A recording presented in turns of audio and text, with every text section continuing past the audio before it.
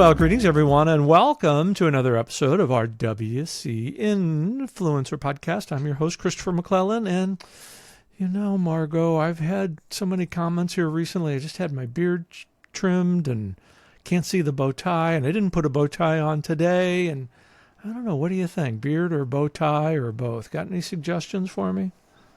Well, you should have whatever you want, Christopher. I think you should please your own fine self. I think you put so much effort into helping this community, and you put so much effort into helping collect the caregivers and the caregiver communities in a beautiful way. You should get whatever you want out of your own fashion statements. But how I about appreciate that. I appreciate that. I think you're going to have a suggestion for me, so go ahead. Go. Let me hear.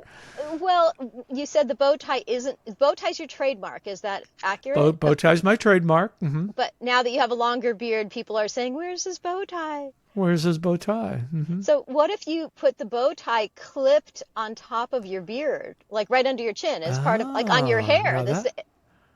Oh my goodness. That might, you know what? I'm going to have to test that out. That's a pretty good idea. That would be a fashion statement right there. You'd be the That only would one. be, and I'll give credit to you. You'll be the only. You're going to start a whole new trend. Whole new trend, and you know what? I've started a whole new friendship with you because through our mutual connections, we've recently met. You're doing some great work, and of course, I have to start out saying that I'm jealous. Why are you jealous, Christopher? I'm jealous because you're living the life on the road. That is so exciting. Tell our listeners about your nomad life that you just started out on. Well, I've always been sort of traveling from one place to the next. I'm sort of used to that, but right now I'm really splitting my time between California, where I've grown up and I have a lot of community and friends and some clients, and during the lockdown in 2020, I went to New Mexico. And I've spent most of my time for the past 3 years on the ranches of New Mexico, playing with horses and massaging horses and helping, the little newborns get used to people and become friendly. So, now I'm splitting my time between those places, and, I can go anywhere. I now can actually just work from anywhere I want with the whole ability to work online, and that's just sort of an exciting experiment. Yeah, and you're kind of following your dreams, which is, I think, what a lot of people like to do, especially in my age bracket of 66 this year. Goodness gracious, St. Ignatius, can I imagine that, 66? But you also have a wonderful podcast that you're starting out.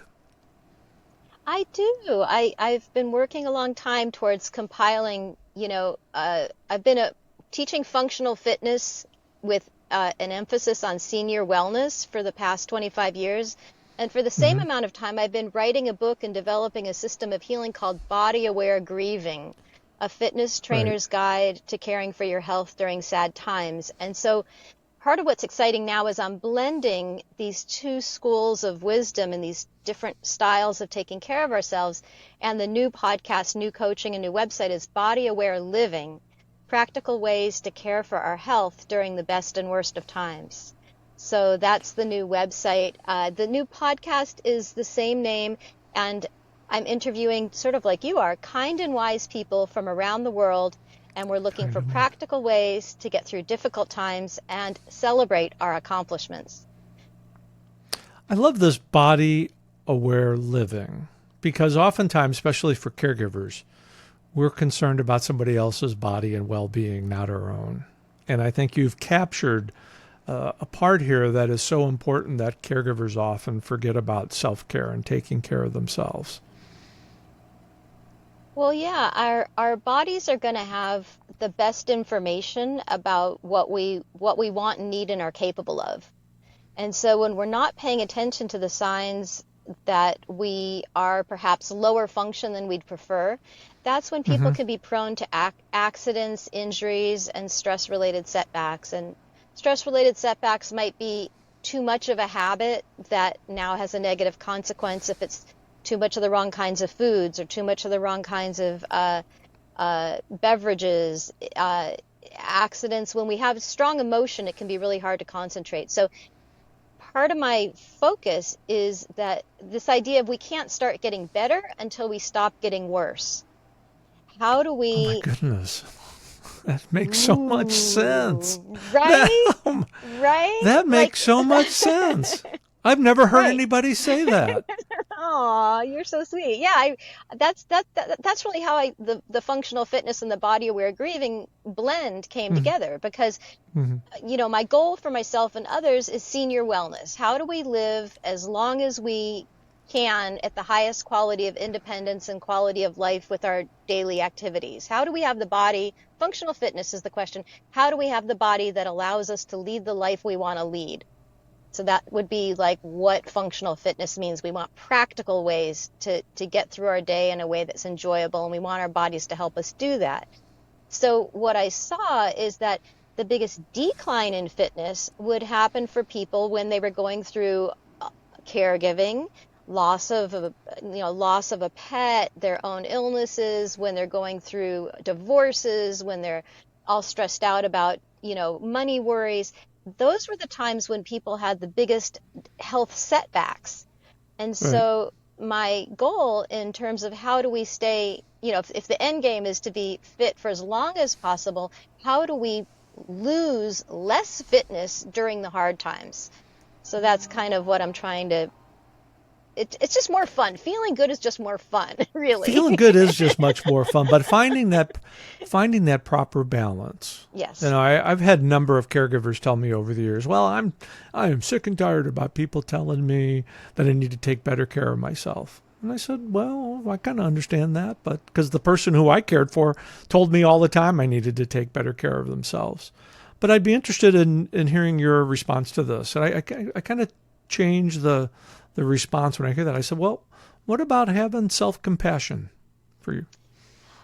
Well, I also do. I also have coaching practice of caring for the caregivers, which is because Right. caregivers have all these challenges of functional fitnesses and the challenges of body aware grieving, getting through their own hard times skillfully, and then they have all of that while they're keeping track of the wellness of somebody else and all these responsibilities.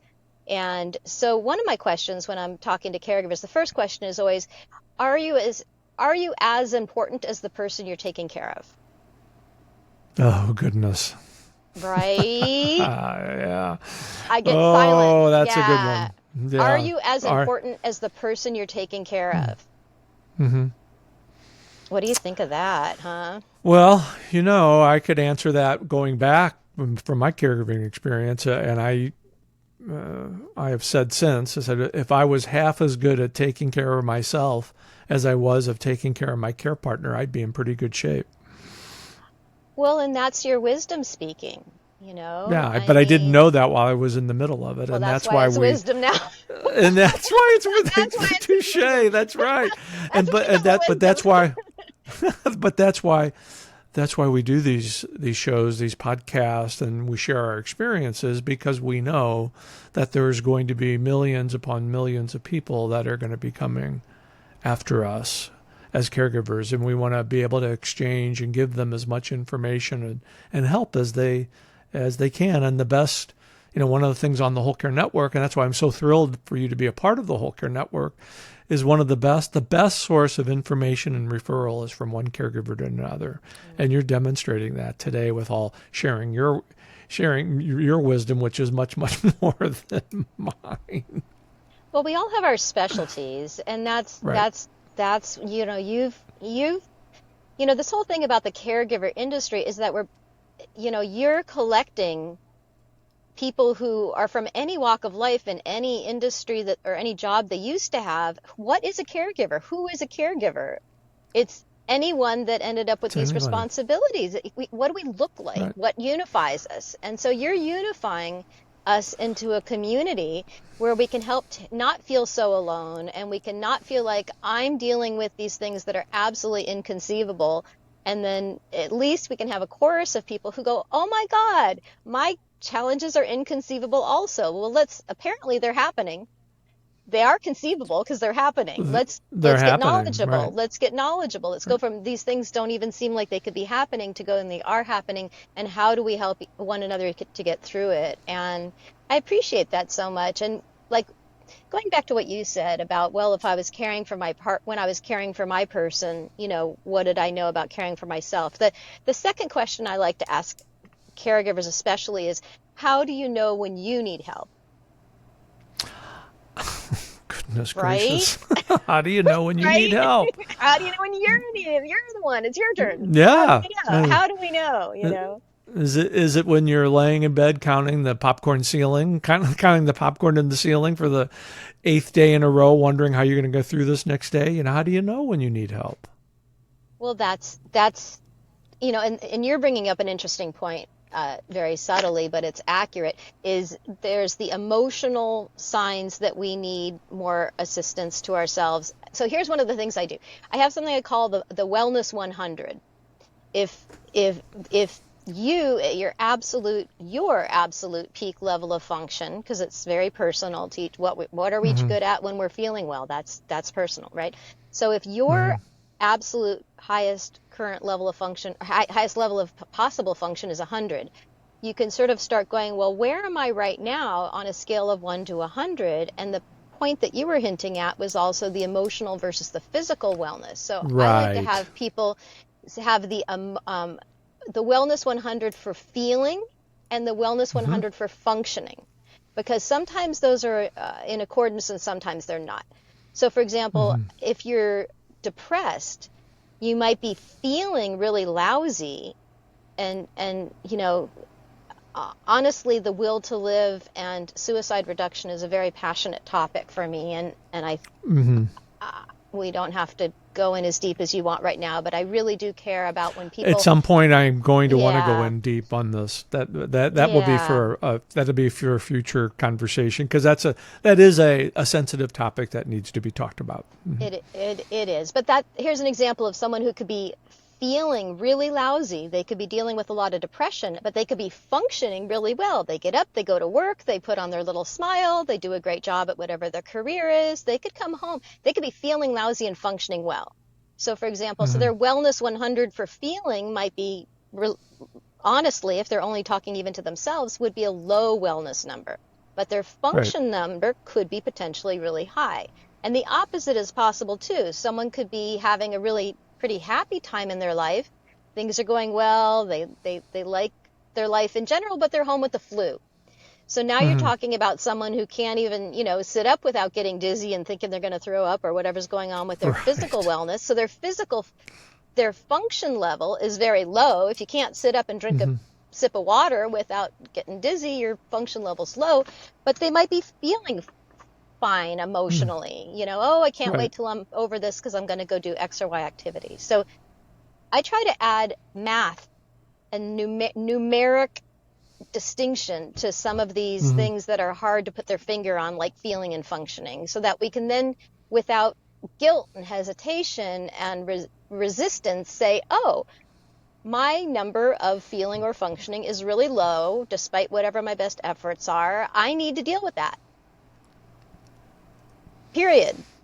It's not like whether or not you're a good person and whether or not someone else needs your help right now. That's how to figure it out, by adding a little logic and a little math, if that makes sense. Logic and math, they do go together. Well, because otherwise we're Do just go all these together. emotions spinning around, and a lot of those emotions are guilt, and I'm ashamed if Guilt I and can't. shame. Guilt, Guilt shame, and regret, shame. worry. Yeah. I mean, Worry. All those things that really impact our health. correct. And if I'm a speculating person, which I'm kind of ham here, I imagine you're going to be talking about a lot of these topics on your podcast. So tell our listeners and viewers about your podcast.